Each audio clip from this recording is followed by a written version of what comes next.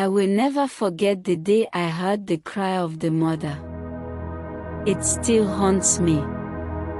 It was in the village near the river, where the trees are thick and the air smells like wet earth.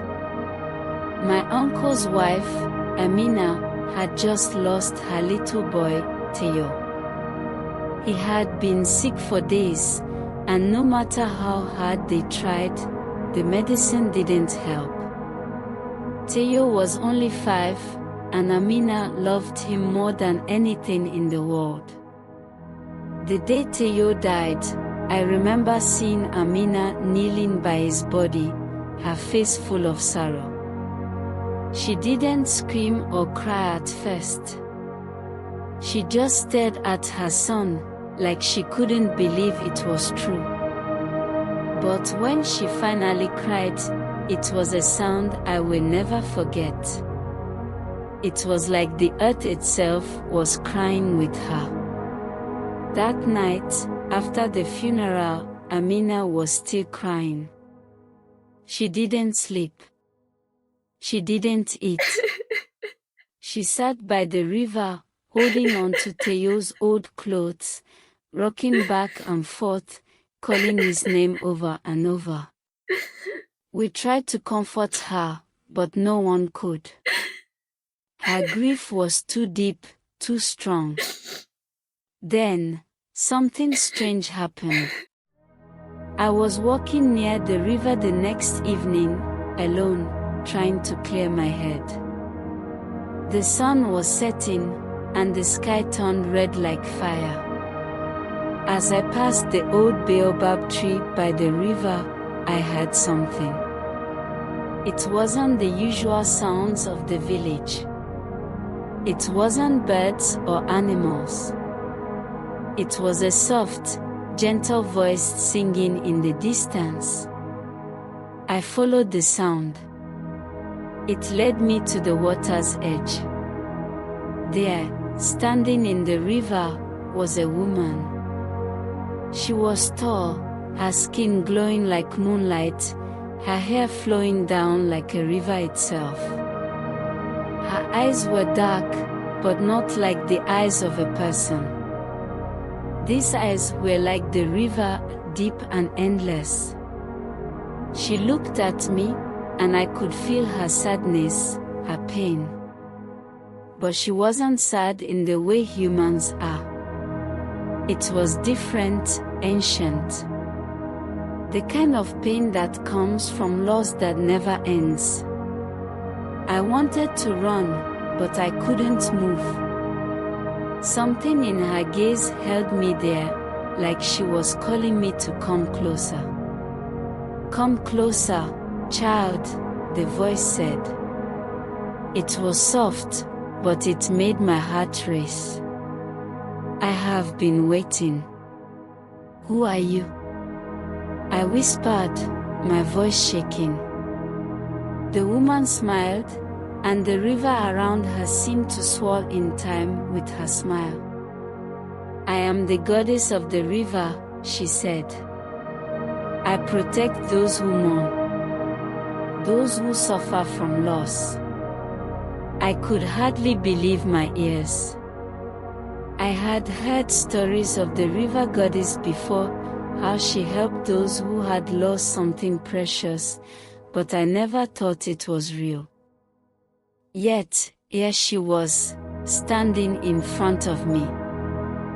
You came to mourn, didn't you? She asked. I nodded. Amina, her son, Theo. She is lost in her grief. The goddess stepped out of the water, her feet not touching the ground, like she was floating. She stretched her hand out to me, and I could feel warmth coming from her. Take her to the river, the goddess said. Let the river heal her. I didn't understand at first, but the goddess's voice was so calm, so full of power, that I didn't question her. I ran to Amina's house and found her still sitting by the fire, staring into nothing. Her eyes were swollen from crying, her body shaking with sadness.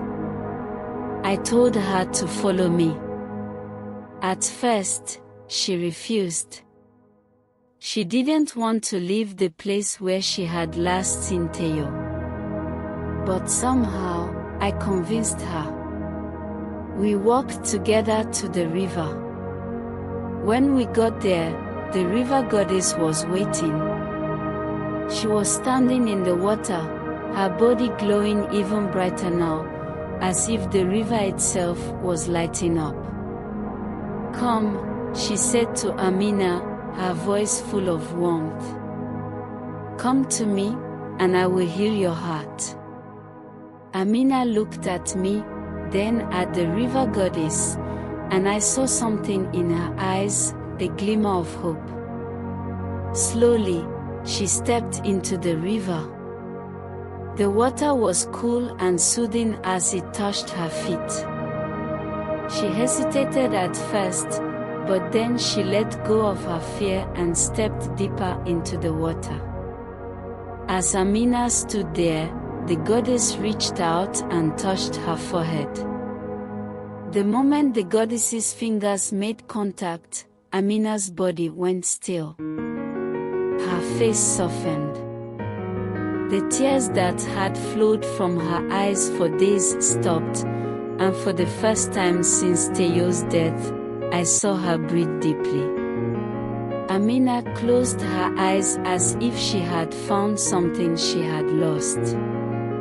The goddess whispered, "The river heals all pain, but it cannot bring back the dead. It can only help you to live again." Amina's face twisted with grief, but this time it wasn't the kind of grief that destroys you. It was a grief that was accepted, that was part of her, but no longer all of her. Amina opened her eyes and looked at the goddess. "Thank you," she whispered.